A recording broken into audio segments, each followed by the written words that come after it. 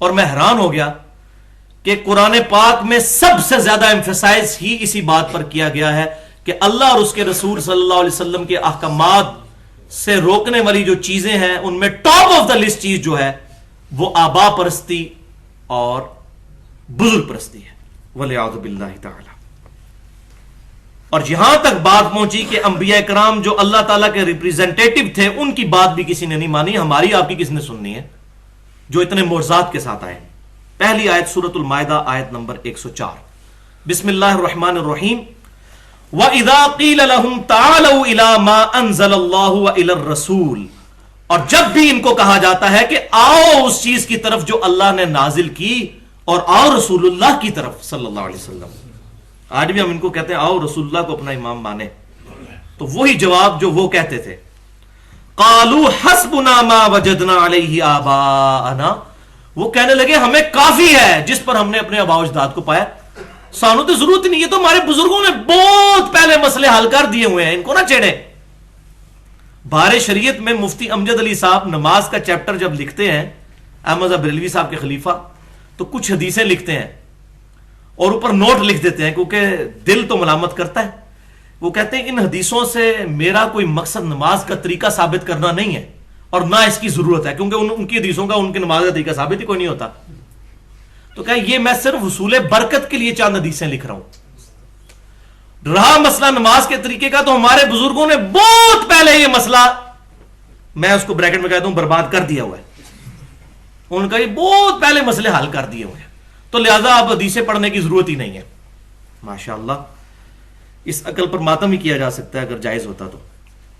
اَوَلَوْ كَانَ آبَاؤُهُمْ لَا يَعْلَمُونَ شَيْئًا وَلَا يَهْتَدُونَ، تو اللہ کے اب کمنٹس ہیں، بھلا کیا اگر ان کے آباء و اجداد کوئی چیز کا علم نہ رکھتے ہوں اور نہ وہ ہدایت پر ہوں تب بھی انہی کی پیروی کیے جائیں گے؟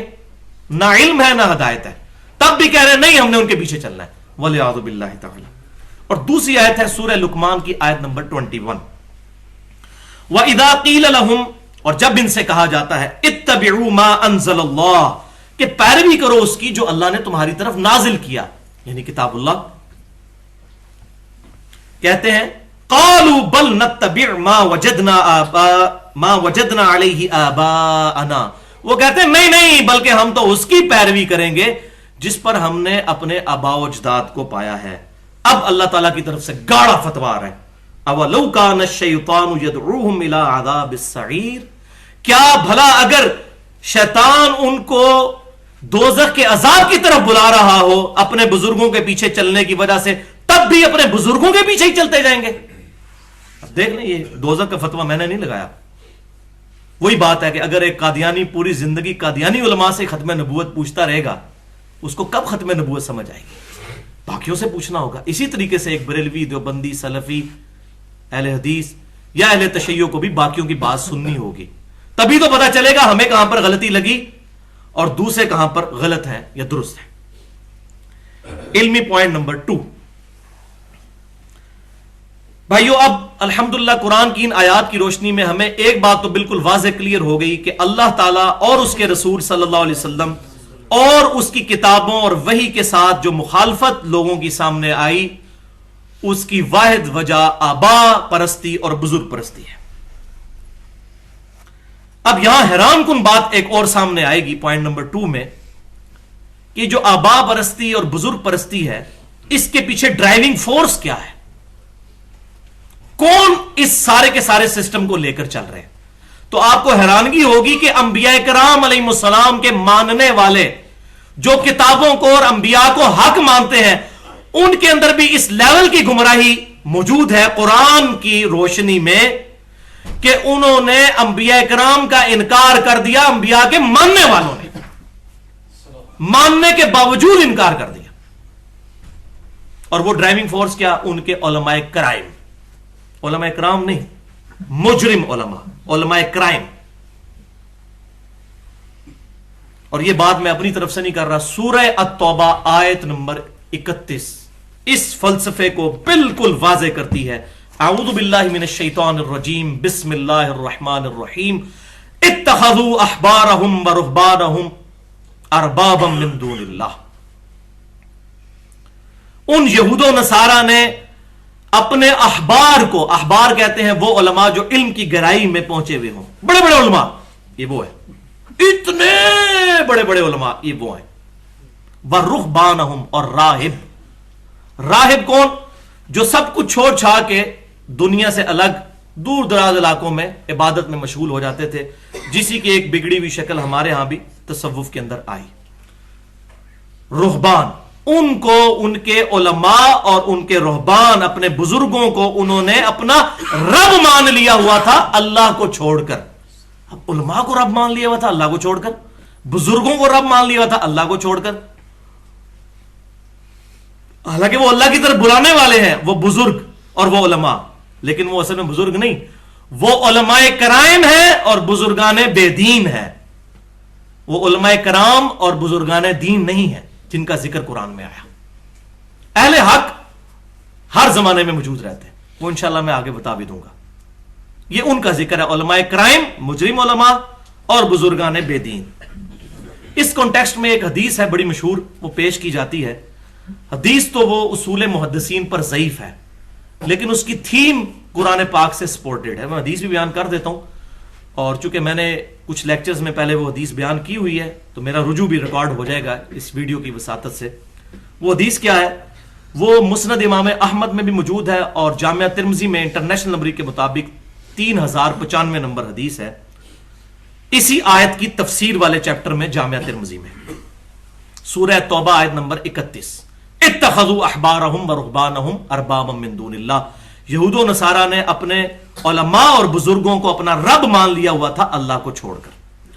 وہ حدیث کیا ہے کہ سیدنا عدی ابن حاتم رضی اللہ تعالیٰ عنہ، جو پہلے عیسائی تھے، ان کے والد حاتم تائی کے یہ بیٹے ہیں، یہ مسلمان ہو گئے، صحابی ہیں الحمدللہ، یہ نبی صلی اللہ علیہ وسلم کے پاس آئے اور کہا یا رسول اللہ صلی اللہ علیہ وسلم، قرآن میں ایک آیت ہے مجھے وہ سمجھ نہیں آئی کہ علماء کو، یہود و نصارہ نے علماء اور اپنے بزرگوں کو اپنا رب مان لیا ہوا تھا اللہ کو چھوڑ کر، تو ہم نے تو کبھی اپنے علماء کی پوجا نہیں کی۔